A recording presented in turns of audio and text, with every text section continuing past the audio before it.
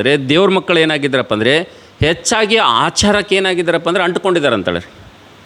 ಎಲ್ಲಿ ತನಕ ವಿಶ್ವಾಸಿ ಮಕ್ಕಳಾಗಿರುವಂಥ ನಾವು, ದೇವ್ರ ಮಕ್ಕಳಾಗಿರುವಂಥ ನಾವು ಈ ಆಚಾರಗಳಿಗೆ ಹೊಂದಿಕೊಂಡಿರ್ತೀವೋ, ಆಚಾರಗಳನ್ನು ಅಳವಡಿಸ್ಕೊಂಡಿರ್ತೀವೋ, ಈ ಆಚಾರಗಳನ್ನು ನಮ್ಮ ಜೀವಿತದಲ್ಲಿ ರೂಢಿ ಮಾಡ್ಕೊಂಡಿರ್ತೀವೋ, ಈ ಭಕ್ತಿಗೆ ಯಾವುದೇ ಪ್ರಯೋಜನ ಇಲ್ಲ ಅಂತೇಳಿರಿ.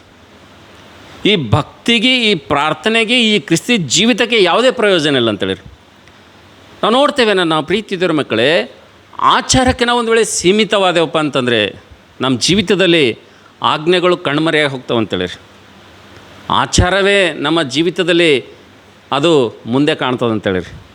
ಇವತ್ತು ಅನೇಕ ಭಕ್ತರ ಜೀವಿತದಲ್ಲಿ ಆಜ್ಞೆಗಳು ಕಾಣ್ತಾ ಇಲ್ಲ. ಏನು ಕಾಣತ್ತವ್ರಿ?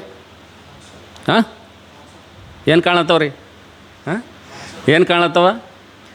ಆಚಾರಗಳೇ ಹೆಚ್ಚು ಕಾಣತ್ತವ, ಆಜ್ಞೆಗಳು ಮರೆಯಾಗಿದ್ದಾವೆ ಅಂತೇಳಿರಿ.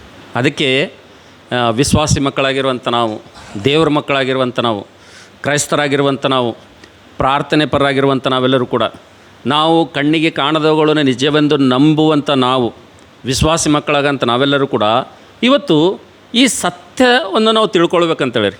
ನಮ್ಮ ಜೀವಿತದಲ್ಲಿ ಈ ಸತ್ಯವನ್ನು, ಈ ಪ್ರಾರ್ಥನೆಯಲ್ಲಿರುವಂಥ ಮರ್ಮವನ್ನು ನಾವು ತಿಳ್ಕೊಂಡೇವಪ್ಪ ಅಂದರೆ ನಮ್ಮ ಜೀವಿತದಲ್ಲಿ ಯಾವತ್ತೂ ಕೂಡ ನಾನು ನಿರಾಶೆ ಆಗೋದಿಲ್ಲ ಅಂತೇಳಿರಿ. ನಿರಾಶೆಗೆ ಅವಕಾಶನೇ ಇರೋದಿಲ್ಲ. ಕಾರಣ ಏನಪ್ಪ ಅಂತಂದರೆ ನಮ್ಮ ಜೀವಿತದ ಒಂದು ಕಟ್ಟುಪಾಡು ಅಂತಕ್ಕಂಥದ್ದು ಇರ್ತದೆ. ನಮ್ಮ ಜೀವಿತದಲ್ಲಿ ನಾವು ನೋಡ್ತೇವೆ ದೇವರ ನೇಮ ಅಂತಕ್ಕಂಥದ್ದು, ಡಿಸಿಪ್ಲಿನ್ ಅಂತಕ್ಕಂಥದ್ದು, ಕ್ರಮಶಿಕ್ಷಣ ಅಂತಕ್ಕಂಥದ್ದು ನಮ್ಮ ಜೀವಿತದಲ್ಲಿ ಯಾವಾಗ ನಾವು ಸಂಪೂರ್ಣವಾಗಿ ತಿಳ್ಕೊಂಡಿರ್ತೀವೋ ಆವಾಗ ಆಚಾರಕ್ಕೆ ನಮ್ಮ ಜೀವಿತದಲ್ಲಿ ಜಾಗ ಇರೋಂಗಿಲ್ಲ ಅಂತೇಳಿರಿ. ನಮ್ಮಲ್ಲಿ ಏನಾದರೂ ಜಾಗ ಇರ್ತದಂದರೆ ಆಜ್ಞೆಗಳಿಗೆ ಏನಾಗಿರ್ತದೆ? ಜಾಗ ಇರ್ತದೆ ಅಂತೇಳಿರಿ. ಹಲ್ಲೆಲೂಯಾ. ಅದಕ್ಕೋಸ್ಕರಾಗಿ ನನ್ನ ಪ್ರೀತಿ ದೇವ್ರ ಮಕ್ಕಳೇ, ನಾವು ಮಾಡುವಂಥ ಪ್ರಾರ್ಥನೆ ಅಂತಕ್ಕಂಥದ್ದು, ನಾವು ಮಾಡುವಂಥ ಭಕ್ತಿ ಜೀವಿತ ಅಂತಕ್ಕಂಥದ್ದು ನಾವು ನೋಡ್ತೇವೆ ಅದು ಕೇವಲ ಆಚಾರಕ್ಕೆ ಮಾತ್ರ ಸೀಮಿತವಾಗಿತ್ತಪ್ಪ ಅಂತಂದರೆ, ಆಜ್ಞೆಗಳಿಗೆ ದೂರ ಆಗಿತ್ತಪ್ಪ ಅಂತಂದರೆ ನಮ್ಮ ಆತ್ಮೀಯ ಜೀವಿತ, ನಮ್ಮ ಭಕ್ತಿ ಜೀವಿತ ಇದು ಯಾವುದೇ ಪ್ರಯೋಜನ ತರುವುದಿಲ್ಲ. ನಾವು ಎಷ್ಟೇ ವರ್ಷ ಈ ರೀತಿಗೆ ಕೂಡ್ಕೊಂಡ್ರೂ ಕೂಡ, ನಾವು ಎಷ್ಟು ವರ್ಷಗಳಿಂದ ಪ್ರಸಂಗ ಕೇಳಿದ್ರೂ ಕೂಡ ಯಾವುದೇ ಪ್ರಯೋಜನ ಅಂತಕ್ಕಂಥದ್ದು ಬರೋಂಗಿಲ್ಲ ಅಂತೇಳಿ. ಹಲ್ಲೆಲೂಯಾ. ನಮ್ಮ ಜೀವಿತದಲ್ಲಿ ನಾವು ನೋಡ್ತೇವೆ ನಿಜವಾಗಿ ದೇವರಿಂದ ನಾವು ಉತ್ತರಗಳನ್ನು ಹೊಂದ್ಕೊಳ್ಬೇಕಪ್ಪ ಅಂದರೆ ನಾವು ಮಾಡುವಂಥ ಪ್ರತಿಯೊಂದು ಪ್ರಾರ್ಥನೆಗೆ ದೇವರು ಸ್ಪಂದಿಸಿ ಆತನು ದಾನಿಯೇಲನಿಗೆ ಯಾವ ರೀತಿಗೆ ಉತ್ತರವನ್ನು ಕೊಟ್ಟನು ಆ ರೀತಿಗೆ ನಮಗೂ ಉತ್ತರ ಕೊಡಬೇಕಪ್ಪ ಅಂತಂದರೆ, ಇವತ್ತು ದೇವರು ತನ್ನ ಭಕ್ತರ ಜೀವಿತದಲ್ಲಿ ಆತನು ಉತ್ತರ ಕೊಟ್ಟಂತೆ ನಮಗೂ ಉತ್ತರ ಕೊಡಬೇಕಪ್ಪ ಅಂತಂದರೆ, ದೇವರಿಂದ ಉತ್ತರಗಳನ್ನು ಬಯಸುವಂಥ ಪ್ರಾರ್ಥನೆ ನಾನು ನೀನು ಮಾಡಬೇಕಪ್ಪ ಅಂತಂದರೆ, ಇವತ್ತು ಸಭೆಯಾಗಿ ಕೂಡಿ ಬಂದಿರುವಂಥ ನಾವೆಲ್ಲರೂ ಕೂಡ, ದೇವ್ರ ಮಕ್ಕಳಾಗಿರುವಂಥ ನಾವೆಲ್ಲರೂ ಕೂಡ ಈ ಉಪವಾಸ ಪ್ರಾರ್ಥನೆಯಲ್ಲಿ ನಮ್ಮ ಮನವಿಗಳನ್ನು ದೇವ್ರು ಕೇಳಬೇಕಪ್ಪ ಅಂತಂದರೆ, ನನ್ನ ಪ್ರೀತಿ ದೇವ್ರ ಮಕ್ಕಳೇ, ನಾವೆಲ್ಲರೂ ಕೂಡ ಇವತ್ತು ಶುಕ್ರವಾರ ಅಂತೇಳಿ ನಾವು ಉಪವಾಸ ಇರಬಾರ್ದು. ಈ ಉಪವಾಸ ಅಂತಕ್ಕಂಥದ್ದು ಶುಕ್ರವಾರ ಅಂತೇಳಿ ನಾವು ಉಪವಾಸ ಇದ್ದೇವಪ್ಪ ಅಂತಂದರೆ ದೇವರಂತನ ಮತ್ತಾನು ಬರೋ ಸುವಾರ್ತೆ 6ನೇ ಅಧ್ಯಾಯದಲ್ಲಿ ಕಪಟಿಗಳ ಹಾಗೆ ನೀವು ಉಪವಾಸ ಏನು ಮಾಡಬೇಡ್ರಿ. ಕಪಟಿಗಳು ಹೇಳ್ತಾರೆ ಏನಂತ, ಇವತ್ತು ಶುಕ್ರವಾರದ ನಾನು ಉಪವಾಸ ಇದ್ದೀನಿ ಅಂತೇಳಿ ಅನೇಕರಿಗೆ ಸಾರ್ತಾರೆ.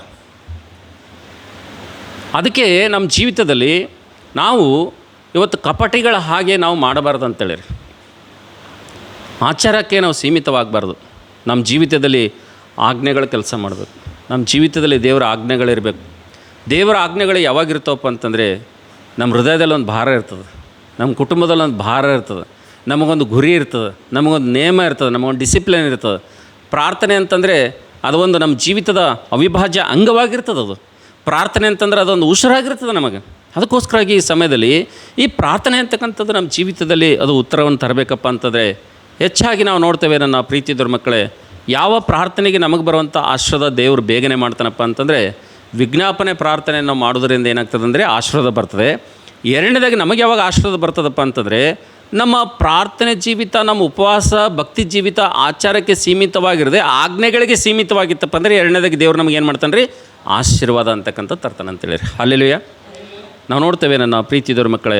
ಮತ್ತು ಮೂರನೇದಾಗಿ ನಾವು ನೋಡ್ತೇವೆ ದೇವರು ನಮ್ಮ ಪ್ರಾರ್ಥನೆಯನ್ನು ಕೇಳಿ, ನಮ್ಮ ಉಪವಾಸವನ್ನು ಕೇಳಿ ನಮಗೆ ಆಶೀರ್ವದಿಸ್ಬೇಕಪ್ಪ ಅಂತಂದರೆ, ನಮಗೆ ಬಿಡುಗಡೆ ಕೊಡಬೇಕಪ್ಪ ಅಂತಂದರೆ ನನ್ನ ಪ್ರೀತಿ ದೇವ್ರ ಮಕ್ಕಳೇ, ಮೂರನೇದೇನಪ್ಪ ಅಂತಂದರೆ ನಮ್ಮ ಸಮಸ್ಯೆಗಳು ಎಷ್ಟು ತೀವ್ರವಾಗಿರ್ತಾವಲ್ರಿ, ನಮ್ಮ ಸಮಸ್ಯೆಗಳು ಎಷ್ಟು ತೀಕ್ಷ್ಣವಾಗಿರ್ತಾವಲ್ಲ, ಆ ಸಮಸ್ಯೆ ಅಷ್ಟು ತೀಕ್ಷ್ಣವಾಗಿದ್ದಾಗ, ಆ ಸಮಸ್ಯೆ ಅಷ್ಟು ತೀಕ್ಷ್ಣವಾಗಿದ್ದಂಥ ಸಂದರ್ಭದಲ್ಲಿ ನಮ್ಗೆ ಅನಿಸ್ತದಲ್ಲ ದೇವರು ಬಹಳ ಜಲ್ದಿ ನಮಗೆ ಇದರಿಂದ ಏನು ಮಾಡಬೇಕು? ಬಿಡುಗಡೆ ಕೊಡಬೇಕು, ಇದರಿಂದ ಹೊರಗೆ ತರಬೇಕಂತೇಳಿ ನಮ್ಗೆ ಅನಿಸ್ತದಲ್ಲ. ಅಷ್ಟೇ ಉದ್ರೇಕ, ಅಷ್ಟೇ ತೀವ್ರತೆ ಎಲ್ಲಿರಬೇಕಪ್ಪ ಅಂತಂದರೆ ದೇವರ ಆಜ್ಞೆಗಳನ್ನು ಕೈಕೊಳ್ಳೋದ್ರಲ್ಲಿ ಇರಬೇಕಂತೇಳಿ. ಹಲ್ಲೆಲೂಯಾ. ನಮ್ಮ ಸಮಸ್ಯೆಯಿಂದ ನಾವು ಎಷ್ಟು ಜಲ್ದಿ ಹೊರಗೆ ಬರಬೇಕಂತೇಳಿ ಎಷ್ಟು ಭಾರದಿಂದ ಪ್ರಾರ್ಥನೆ ಮಾಡ್ತೀವಲ್ರಿ, ಅಷ್ಟೇ ಭಾರ ಎದ್ರ ಮೇಲೆ ಇರಬೇಕಪ್ಪ ಅಂತಂದರೆ, ಅಷ್ಟೇ ಒಂದು ತೀವ್ರತೆ ಎದರಲ್ಲಿ ಇರಬೇಕಪ್ಪ ಅಂತಂದರೆ ದೇವರ ಆಜ್ಞೆಗಳನ್ನು ಕೈಕೊಳ್ಳೋದ್ರಲ್ಲಿ ಇರಬೇಕಂತೇಳಿ. ಹಲ್ಲೆಲೂಯಾ. ಇನ್ನೆಷ್ಟು ತೀವ್ರವಾಗಿ ನೀನು ದೇವರ ಆಜ್ಞೆಗಳನ್ನು ಕೈಕೊಳ್ತೀವೋ, ದೇವ್ರ ಮಾತನ್ನು ಕೇಳ್ತೀವೋ, ದೇವ್ರು ಹಾಕಿದ ಗೆರೆನ ದಾಟಿ ನೀನು ಮುಂದೆ ಹೋಗೋದಿಲ್ಲ, ಅಷ್ಟು ತೀವ್ರವಾಗಿ ನೀನು ಪ್ರಾರ್ಥನೆ ನಿನ್ನ ಸಮಸ್ಯೆಗೆ ಬಿಡುಗಡೆ ಸಿಗ್ತದೆ ಅಂತೇಳಿ. ಹಲ್ಲೆಲೂಯಾ. ನಮ್ಮ ಜೀವಿತದಲ್ಲಿ ಯಾಕೆ ಅನೇಕ ಸಲ ನಾವು ಅದರಿಂದ ಹೊರಗೆ ಬರೋಂಗಿಲ್ಲಪ್ಪ ಅಂತಂದರೆ, ನಾವು ಹೆಚ್ಚಾಗಿ ನಮ್ಮ ಸಮಸ್ಯೆಯಿಂದ ನಾವು ಹೊರಗೆ ಬರಬೇಕಂತೀವಿ, ಆದರೆ ದೇವರು ಹಾಕಿರುವಂಥ ಮೇರೆಯನ್ನು ನಾವು ದಾಟಿ ಹೋಗ್ತೀವಿ ಅಂತೇಳಿ. ಹೌದಲ್ಲ? ಅದಕ್ಕೋಸ್ಕರಾಗಿ ದೇವರ ವಾಕ್ಯದಲ್ಲಿ ನೋಡ್ತೀವಿ, ಉಪವಾಸ ಪ್ರಾರ್ಥನೆಗೆ ಬಂದಿರುವಂಥ ನಾವೆಲ್ಲರೂ ಕೂಡ ಏನೋ ಸಭೆಯಲ್ಲಿ ಹೇಳೋದ ಪ್ರಕಾರವಾಗಿ, ಬೋಧನೆ ಮಾಡೋ ಪ್ರಕಾರವಾಗಿ ಕೇಳಿರಿ ಕೊಡಲ್ಪಡುವುದು, ಬೇಡಿಕೊಳ್ಳುವ ಪ್ರತಿಯೊಬ್ಬನಿಗೆ ಹೊಂದಿಕೊಳ್ಳುವನು ಅಂತೇಳಿ ಪಾಸ್ಟರ್ ಹೇಳಿದ್ಮೇಲೆ ಎಲ್ಲರೂ ಹೋಗಿ ಮನೆಗೆ ಕೇಳಿದ್ರೆ ಅದು ಸಿಗಂಗಿಲ್ಲ ರೀ.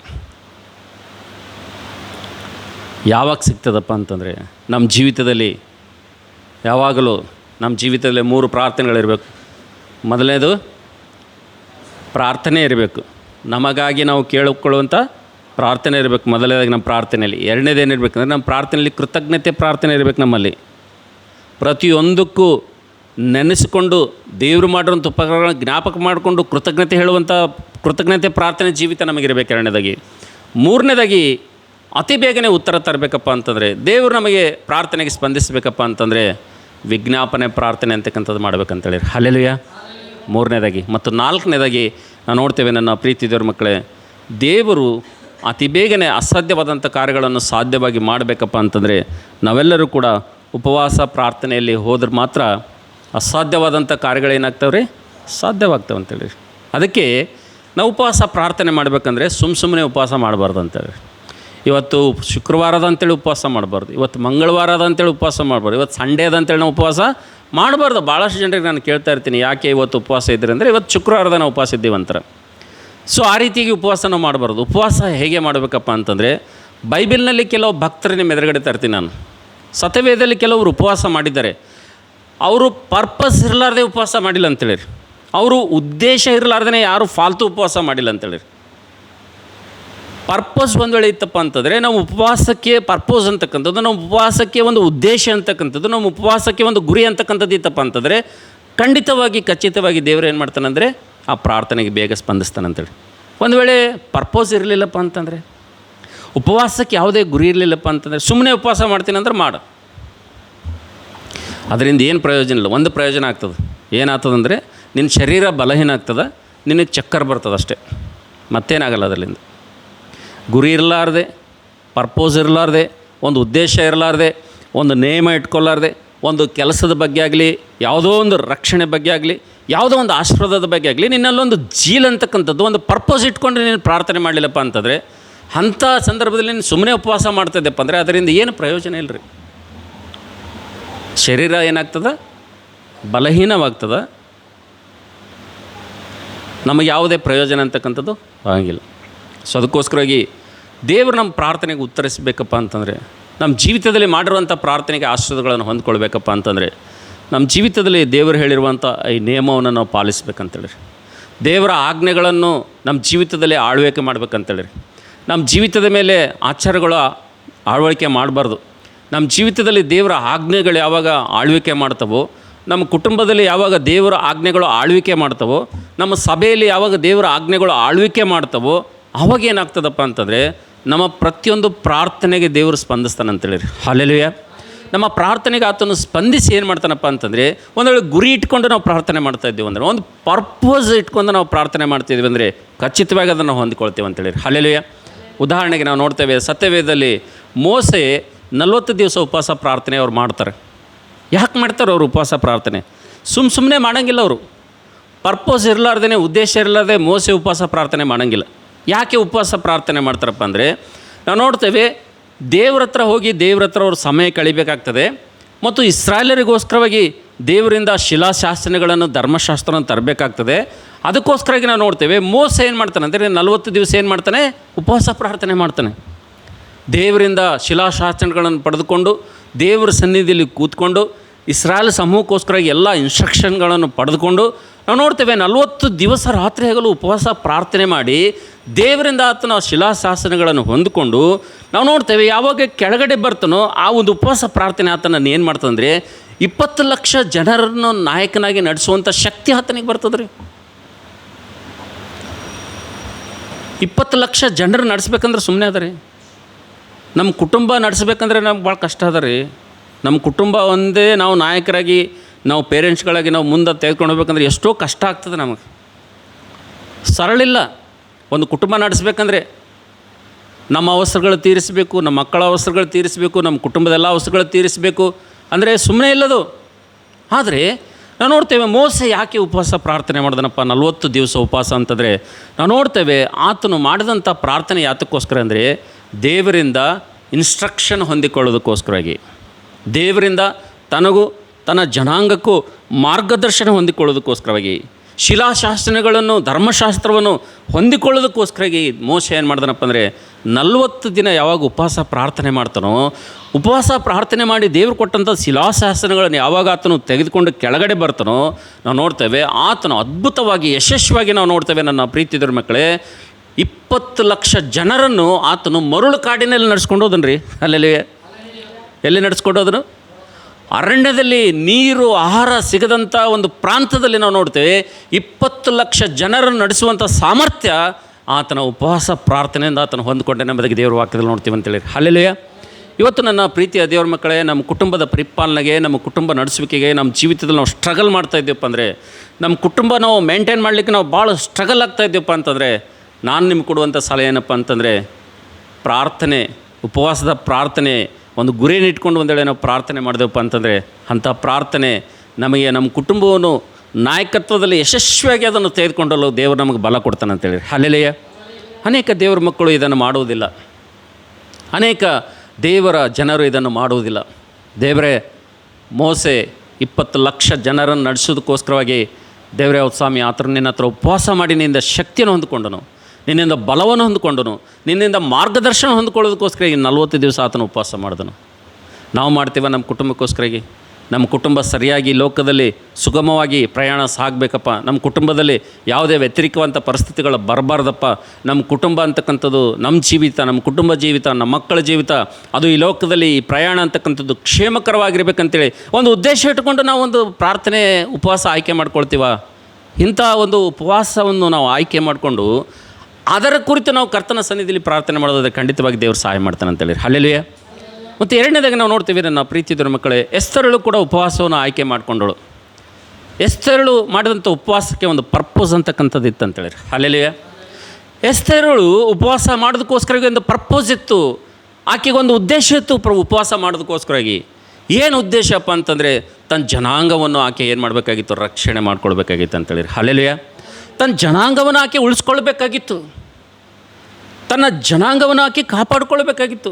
ತನ್ನ ಜನಾಂಗ ಯಾವಾಗ ಉಪದ್ರವದಲ್ಲಿ ಬೀಳ್ತದೋ, ತನ್ನ ಜನಾಂಗ ಯಾವಾಗ ಕಷ್ಟಕ್ಕೆ ಗುರಿ ಆಗ್ತದೋ ಆಕೆ ತೀರ್ಮಾನ ಮಾಡಿದಳು, ನಾನು ಉಪವಾಸ ಪ್ರಾರ್ಥನೆಯಿಂದ ನನ್ನ ಜನಾಂಗವನ್ನು ನಾನು ಏನು ಮಾಡ್ತೀನಿ ಅಂದರೆ ರಕ್ಷಿಸ್ಕೊಳ್ತೀನಿ ಅಂದಾಗ ಆಕೆ ತೀರ್ಮಾನ ಮಾಡಿದಳು. ಒಂದು ಉದ್ದೇಶ ಇಟ್ಕೊಂಡು ನಾವು ನೋಡ್ತೇವೆ ಎಸ್ತರಳು ಉಪವಾಸ ಮಾಡಿದಳ್ರಿ. ನಾವು ನೀವು ಉಪವಾಸ ಮಾಡ್ತೇವೆ. ಎಂಥ ಉಪವಾಸಪ್ಪ ಅಂತಂದರೆ ಶುಕ್ರವಾರದಾರಿ ಉಪವಾಸ ಮಾಡ್ತೀವಿ ಅಂತ ಹೇಳ್ತೀವಿ. ಬಟ್ ಶುಕ್ರವಾರದ ಅಂಥೇಳಿ ನಾ 30 ವರ್ಷ 40 ವರ್ಷ ಆಯ್ತು ಯೇಸು ಸ್ವಾಮಿಗೆ ನಂಬೇನೆ ಅಂತೇಳಿ ನಾ ಅವಾಗಿನಲಿಂದ ಸಣ್ಣಗಿರ್ಲಗ್ನ ಮಾಡ್ಕೊತ ಹೊಂಟೀನಿ, ಈಗಲೂ ಅದೇ ಮಾಡ್ತೀನಪ್ಪ ಅಂತಂದರೆ ಐ ಆಮ್ ಸಾರಿ, ಅಂಥ ಪ್ರಾರ್ಥನೆಗಳಿಗೆ ದೇವರು ಉತ್ತರ ಕೊಡೋಂಗಿಲ್ಲ ಅಂತೇಳಿ. ನಾವು ನೋಡ್ತೇವೆ ನನ್ನ ಪ್ರೀತಿದ್ರ ಮಕ್ಕಳೇ, ಉಪವಾಸ ಪ್ರಾರ್ಥನೆಗೆ ಬಂದಿರುವಂಥ ನಾವೆಲ್ಲರೂ ಕೂಡ ಉಪವಾಸದ ನಿಜವಾದಂಥ ಒಂದು ಪರ್ಪೋಸನ್ನು ನಾವು ತಿಳ್ಕೊಬೇಕಂತೇಳಿ. ಹಲ್ಲೆಲೂಯಾ. ನಾವು ನೋಡ್ತೇವೆ ಮೋಸೆ ಆತನು ಒಂದು ಪರ್ಪೋಸ್ ಇಟ್ಕೊಂಡು ಆತನು ಉಪವಾಸ ಪ್ರಾರ್ಥನೆ ಮಾಡೋದು. ಎಸ್ತರಳು ಕೂಡ ನಾವು ನೋಡ್ತೇವೆ ಒಂದು ಪರ್ಪೋಸ್ ಇಟ್ಕೊಂಡು ಆಕೆ ಉಪವಾಸ ಪ್ರಾರ್ಥನೆಯನ್ನು ಮಾಡಿದಳು ಎಂಬುದಾಗಿ ದೇವರು ವಾಕ್ಯದಲ್ಲಿ ನೋಡ್ತೀವಿ ಅಂತೇಳಿ. ಹಲ್ಲೆಲೂಯಾ. ನಾವು ಹೊಸ ಮೆಡಿಕಲ್ ನೋಡುವಂಥ ಸಂದರ್ಭದಲ್ಲಿ ನಮ್ಮ ಕರ್ತನಾಗಿರುವಂಥ ಯೇಸು ಕ್ರಿಸ್ತನ ಆತನು ಭೂಮಿ ಮೇಲೆ ಮನುಷ್ಯನಾಗಿ ಬಂದಂಥ ಸಂದರ್ಭದಲ್ಲಿ 40 ದಿವಸ ಆತನು ಪ್ರಾರ್ಥನೆ ಮಾಡಿದನ್ರಿ. ಆತನಿಗೆ ಉಪವಾಸ ಪ್ರಾರ್ಥನೆ ಮಾಡುವಂಥ ಅವಶ್ಯಕತೆ ಆದರೂ ಏನಿತ್ತು? ಏನು ಅವಶ್ಯಕತೆ ಇತ್ತು ಹೇಳ್ರಿ? ಉಪವಾಸ ಪ್ರಾರ್ಥನೆ ಮಾಡೋದಕ್ಕೋಸ್ಕರ ಏನು ಅವಶ್ಯಕತೆ ಇತ್ತು ಯೇಸು ಸ್ವಾಮಿಗೆ? 2 ರೀಸನ್ ಯೇಸು ಸ್ವಾಮಿ ಈ ಲೋಕದಲ್ಲಿ ಉಪವಾಸ ಮಾಡೋದಕ್ಕೋಸ್ಕರ. ಯೇಸು ಸ್ವಾಮಿ ಯಾಕೆ 40 ದಿವಸ ಉಪವಾಸ ಮಾಡಿದ್ರಪ್ಪ ಅಂತಂದರೆ ಮೊದಲನೇ ರೀಸನ್ ಏನಪ್ಪ ಅಂತಂದರೆ ಉಪವಾಸ ಪ್ರಾರ್ಥನೆ ಅಂತಕ್ಕಂಥದ್ದು ಒಬ್ಬ ಕ್ರೈಸ್ತ ವಿಶ್ವಾಸಿಗೆ ಪ್ರಾಮುಖ್ಯ ಎಂಬುದಾಗಿ ತೋರಿಸೋದಕ್ಕಾಗಿ ಉಪವಾಸ ಮಾಡ್ತಾರೆ ಅಂತೇಳಿ. ಅಲ್ಲೆಲ್ಲೂಯ. ಉಪವಾಸ ಅಂತಕ್ಕಂಥದ್ದು ಒಬ್ಬ ಕ್ರೈಸ್ತ ವಿಶ್ವಾಸಿಗೆ, ದೇವ್ರ ಮಗನಿಗೆ ಭಾಳ ಪ್ರಾಮುಖ್ಯ ಅದ ಅಂತೇಳಿ ತೋರಿಸೋದಕ್ಕಾಗಿ ಮೊದಲನೇದಾಗಿ ಉಪವಾಸ ಮಾಡಿದ್ರು. ಎರಡನೇದಾಗಿ ಅವ್ರು ಯಾಕೆ ಉಪವಾಸ ಮಾಡಿದ್ರಪ್ಪ ಅಂತಂದರೆ ಅವರು ಶೋಧನೆಗಳನ್ನು ಜಯಿಸೋದಕ್ಕೋಸ್ಕರವಾಗಿ ಉಪವಾಸ ಮಾಡಿದ್ರು ಅಂತೇಳಿ. ಅಲ್ಲೆಲ್ಲೂಯ. ಯಾವುದಕ್ಕೋಸ್ಕರ ಹೋಗಿರಿ? ಶೋಧನೆಗಳನ್ನು ಜಯಿಸಬೇಕಪ್ಪ ಅಂತಂದರೆ, ಸವಾಲುಗಳನ್ನು ಎದುರಿಸಬೇಕಪ್ಪ ಅಂತಂದರೆ, ಪ್ರತಿಯೊಂದು ಸಮಸ್ಯೆಯನ್ನು ಕಾಲ ಕೆಳಗೆ ತುಳಿಬೇಕಪ್ಪ ಅಂತಂದರೆ, ಶತ್ರುವಿನ ಎಲ್ಲ ಕಾರ್ಯಗಳು ನಮ್ಮ ಕಾಲ ಕೆಳಗೆ ಬೀಳಬೇಕಪ್ಪ ಅಂತಂದರೆ ಇದಕ್ಕೆ ಒಂದೇನಪ್ಪ ಅಂದರೆ ಉಪವಾಸ ಪ್ರಾರ್ಥನೆಯಿಂದ ಮಾತ್ರ ಸಾಧ್ಯ ಅಂತೇಳಿ. ಹಲ್ಲೆಲೂಯಾ. ನಾವು ನೋಡ್ತೇವೆ ನನ್ನ ಪ್ರೀತಿ ದೇವ್ರ ಮಕ್ಕಳೇ, ಇವತ್ತು ನಾವೆಲ್ಲರೂ ಕೂಡ ಇಂಥ ಒಂದು ಗುರಿಯನ್ನು ಇಟ್ಕೊಂಡು, ಇಂಥ ಪರ್ಪಸ್ ಇಟ್ಕೊಂಡು ನಾವು ಕೂಡ ಒಂದು ಉಪವಾಸ ಪ್ರಾರ್ಥನೆ ಮಾಡಿದೆವು ಅಂದರೆ ಅಂಥ ಪ್ರಾರ್ಥನೆ ನಾವು ನೋಡ್ತೇವೆ ಅದು ಫಲಿಸುವಂತೆ ಮಾಡ್ತದೆ ಅಂತೇಳಿ. ಹಲ್ಲೆಲೂಯಾ. ಅದಕ್ಕೋಸ್ಕರ ನಾವು ನೋಡ್ತೇವೆ, ಮೋಸೆ ಉಪವಾಸ ಮಾಡಿದ್ರು, ಒಂದು ಉದ್ದೇಶ ಇಟ್ಕೊಂಡು ಮಾಡಿದ್ರು. ಎಸ್ತೇರಳು ಉಪವಾಸ ಮಾಡಿದ್ರು, ಒಂದು ಉದ್ದೇಶ ಇಟ್ಕೊಂಡು ಉಪವಾಸ ಮಾಡಿದ್ರು. ನಾವು ನೋಡ್ತೇವೆ, ಯೇಸು ಕ್ರಿಸ್ತನ ಉಪವಾಸ ಮಾಡಿದ್ರು, ಒಂದು ಉದ್ದೇಶ ಇಟ್ಕೊಂಡು ಅವರು ಉಪವಾಸ ಮಾಡಿದ್ರು. ಇವತ್ತು ಸಭೆಯಾಗಿ ಸೇರಿ ಬಂದಿರುವಂತೆಲ್ಲ ನನ್ನ ಪ್ರೀತಿ ದೇವ್ರ ಮಕ್ಕಳೇ, ಮತ್ತು ಈ ಒಂದು ಯೂಟ್ಯೂಬ್ ಮೂಲಕವಾಗಿ ನನ್ನ ಧ್ವನಿಯನ್ನು ಕೇಳುವಂಥ ಪ್ರತಿಯೊಬ್ಬ ದೇವ್ರ ಮಕ್ಕಳೇ, ಇವತ್ತು ನೀವು ಕೂಡ ಉಪವಾಸ ಮಾಡ್ತಾಯಿದ್ದೀರಿ, ನಾನು ಕೂಡ ಉಪವಾಸ ಮಾಡ್ತಾಯಿದ್ದೀನಿ, ನಾವೆಲ್ಲರೂ ಕೂಡ ಉಪವಾಸ ಮಾಡ್ತಾಯಿದ್ದೇವೆ. ಉಪವಾಸ ಪ್ರಾರ್ಥನೆ ಎಂಬುದಾಗಿ ನಾವು ಹೇಳ್ಕೊಳ್ತಾ ಇದ್ದೇವೆ. ಆದರೆ ಒಂದು ಸಲ ಈ ಉಪವಾಸ ಪ್ರಾರ್ಥನೆಗೆ ಬಂದಿರುವಂಥ ನಾವೆಲ್ಲರೂ ಕೂಡ ಈ ಸಂದೇಶವನ್ನು ಕೇಳುವಂಥ ಸಂದರ್ಭದಲ್ಲಿ ನಿನ್ನ ಜೀವಿತದಲ್ಲಿ ಉಪವಾಸಕ್ಕೆ ಒಂದು ಪರ್ಪಸ್ ಅಂತಕ್ಕಂಥದ್ದು ಇದೆಯಾ? ನಿನ್ನ ಜೀವಿತದಲ್ಲಿ ಉಪವಾಸ ಪ್ರಾರ್ಥನೆಗೆ ಒಂದು ನೇಮ, ಒಂದು ಪರ್ಪಸ್ ಅಂತಕ್ಕಂಥ ಒಂದು ನೇಮ ಅಂತಕ್ಕಂಥದ್ದು, ಒಂದು ಗುರಿ ಅಂತಕ್ಕಂಥದ್ದು